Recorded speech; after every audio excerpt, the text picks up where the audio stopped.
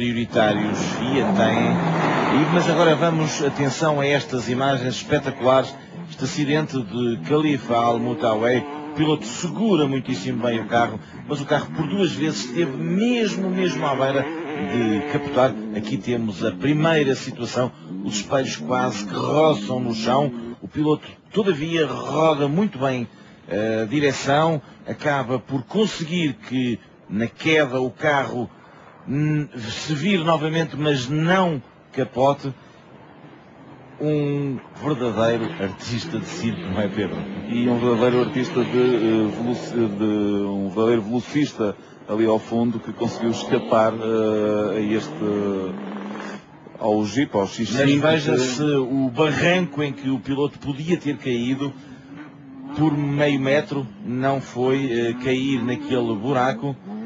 Uma situação de facto incrível, umas imagens que eu, pelo menos da minha parte, não